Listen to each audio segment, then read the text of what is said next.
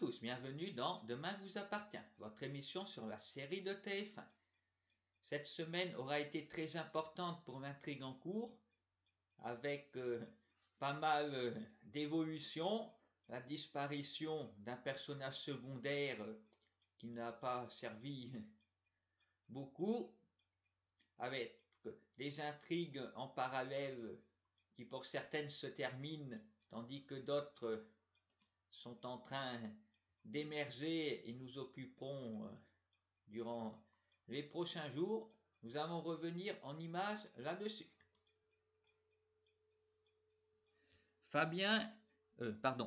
Antoine a décidé de dire la vérité à Elena et Fabien.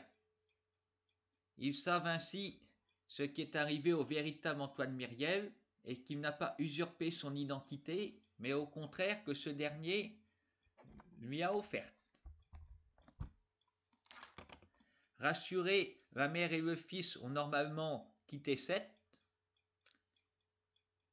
On devrait plus trop les voir intervenir dans l'intrigue actuelle. Ils sont soulagés, ils savent tout, à moins qu'ils reviennent.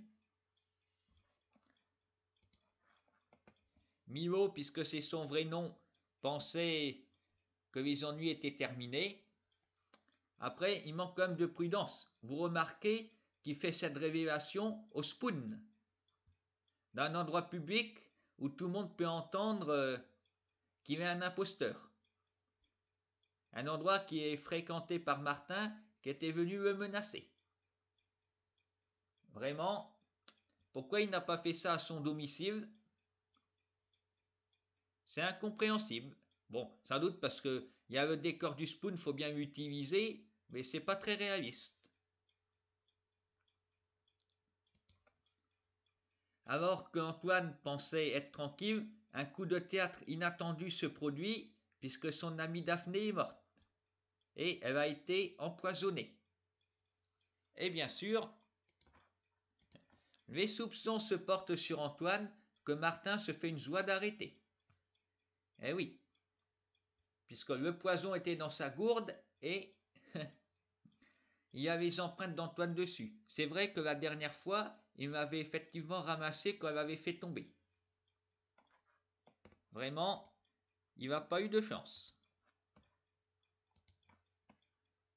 Ce n'était pas vraiment destiné à lui faire porter le chapeau, à moins que quelqu'un ait vu, mais qui? Le fameux mari de Daphné qu'on n'a jamais vu? Bon, une possibilité que Martin refuse, il ne faut pas chercher bien loin, a-t-il dit. Antoine a pertinemment raison en affirmant que Martin ne devrait pas être sur l'enquête, il n'est pas objectif, tout ce qu'il veut c'est coincer l'assassin de son père. Mais il s'égare peut-être en route. Il voulait consulter le dossier, mais Nadine l'a détruit.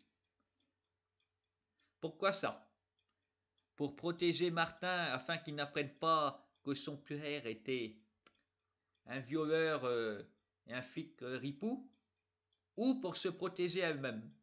Après tout, elle était collègue du père de Martin. Elle pouvait avoir les mêmes pratiques que lui, à moins qu'au contraire, le père Constant était un flic intègre et c'est Nadine qui magouillait. Antoine, lui, ne savait pas. Il a écouté ce que Daphné lui a dit. Si ça a été conseillé par Nadine pour étouffer l'affaire, on verra. Enfin, toujours est-il que, comme je le supposais la semaine dernière, Nadine a enfin tombé le masque pour les téléspectateurs. Nous avons la preuve que ce n'est pas quelqu'un de très clair. D'autant que Narbonne et son fief, elle était sur place, elle pouvait très bien empoisonner Daphné. Nous verrons la semaine prochaine ce qui va se passer pour Antoine en prison.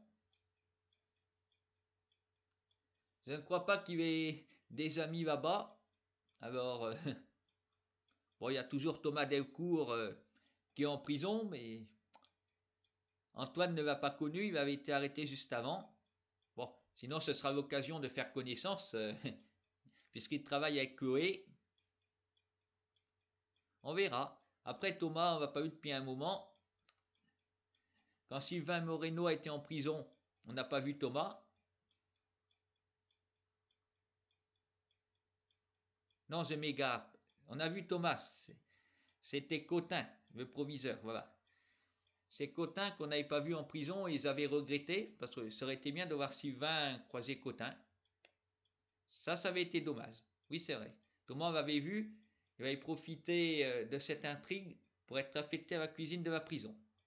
Si, Thomas l'avait vu à ce moment-là. Depuis, on ne l'a pas revu. Après, tout dépend si on choisit de nous montrer Antoine en prison au quotidien. Rose veut tout faire pour le sortir de là. Va-t-elle y arriver? Parce qu'elle ne sait pas trop non plus où chercher, je pense. À moins d'aller retrouver Valérie pour qu'elle aide. Elle est amnésique, mais peut-être voir Rose va lui rendre la mémoire et lui rappeler que son mari la trompait. Sinon, pour ce qui est des intrigues secondaires, ce qui se passe chez les Moreno s'arrange, puisque Sarui a enfin décidé de faire preuve de reconnaissance envers sa famille d'accueil. Elle et Luc auront préparé un repas de réconciliation. Nous verrons si ça dure. Chasser le naturel, il revient au galop. Est-ce qu'ils vont vraiment avoir des relations apaisées? Maxime, quant à lui, subit les conséquences de son sevrage envers le médicament.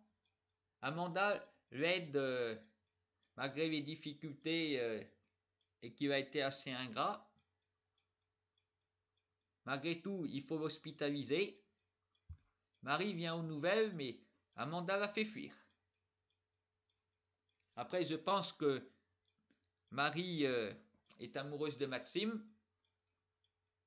Amanda, elle, aimerait bien se remettre avec lui. Ça ne peut que clasher.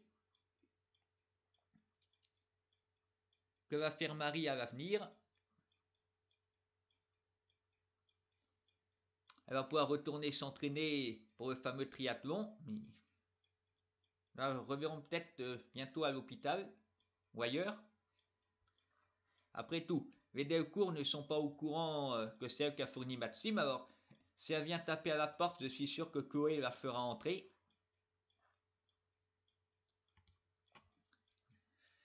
Pour ce qui est de Bart, il obtient de plus en plus de confidences de la part de Gabin, mais voilà qu'il est surpris par Victor Brunet, qui a la confirmation de ce qu'il savait déjà, que Gabin est hobo, et qu'on s'en servir comme prévu pour le faire chanter et obtenir des informations sur la vente du bateau.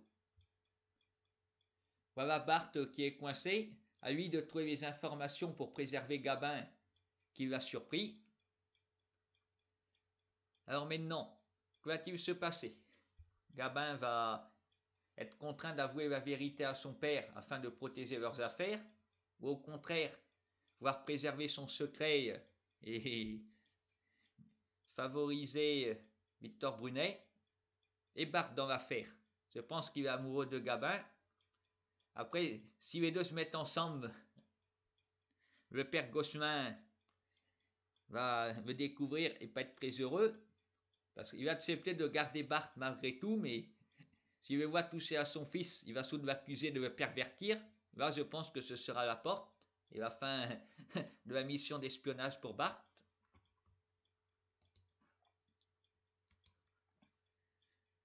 Nous aurons vu Victoire faire son départ pour aller à Paris. Avant de partir, elle se sera réconciliée avec Sandrine. Voilà. Les petites guéguerres de voisinage de ces derniers temps sont oubliées. Tout est bien qui finit bien. Nous reverrons sous Victoire dans quelques mois. Mais, comme la nature a horreur du vide, c'est avec d'autres membres du personnel hospitalier qu'il y a des problèmes qui vont sans doute être développés, j'imagine, la semaine suivante.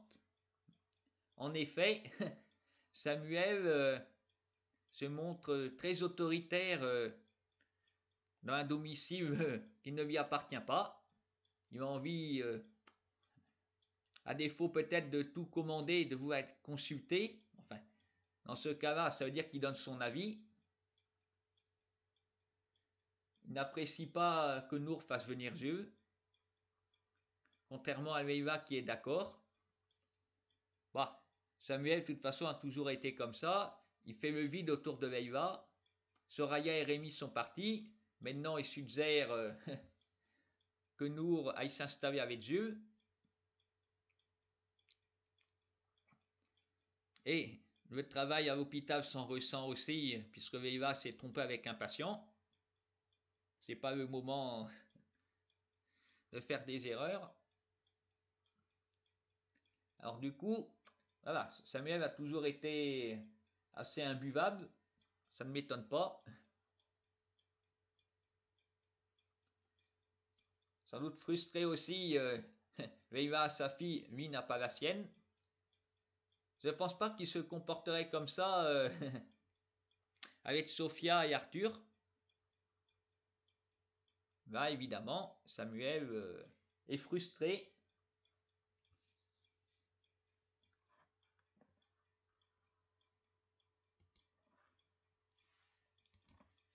Voilà, donc si on doit résumer cette semaine, les événements que nous attendions depuis longtemps sont arrivés puisque Antoine a été arrêté.